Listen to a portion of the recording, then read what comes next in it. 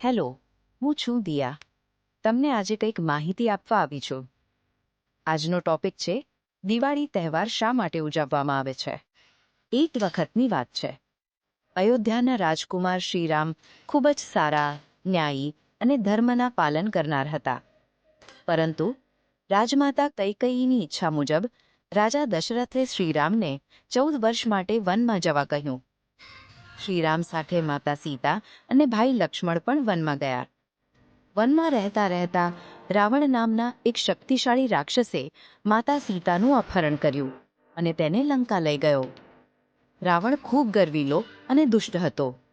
શ્રીરામે પોતાના મિત્ર હનુમાનજી, સુગ્રીવ અને વાનર સેનાની મદદથી રાવણ સામે યુદ્ધ કર્યું. આખરે લાંબા યુદ્ધ બાદ શ્રીરામે રાવણનો નાશ કર્યો અને માતા સીતાને પાછી લાવ્યા. જ્યારે 14 વર્ષ પૂરા થયા ત્યારે શ્રીરામ, સીતા અને લક્ષ્મણ અયોધ્યામાં પરત આવ્યા. આખી અયોધ્યા આનંદથી ઝૂમી ઉઠી. લોકોએ પોતાના ઘરોને દીવડા અને દીવલીઓથી શણગાર્યા, ફટાકડા ફોડ્યા અને મીઠાઈઓ વહેંચી. તે દિવસથી દિવાળી તરીકે ઉજવવાનું શરૂ થયું. દિવાળી પ્રકાશનો તહેવાર છે. આ તહેવાર અંધકાર પર પ્રકાશની જીત, દુષ્ટતા પર સદ્ગુણની જીત અને દુઃખ પર આનંદની જીતનું પ્રતીક છે. લોકો પોતાના ઘરોને સાફ કરે છે, નવા કપડાં પહેરે છે અને દેવી લક્ષ્મીની પૂજા કરે છે, જેથી ઘરમાં ધન અને સુખ સમૃદ્ધિ આવે.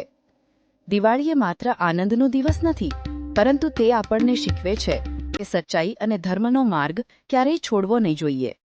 કેટલો પણ અંધકાર હોય, પ્રકાશ હંમેશા જીતે છે. આ વાર્તામાંથી મળતી શીખ: સચ્ચાઈ અને ધર્મનું પાલન કરવું જોઈએ. દુષ્ટતા ક્યારેય ટકી શકતી નથી. પ્રકાશ હંમેશા અંધકારને હરાવે છે.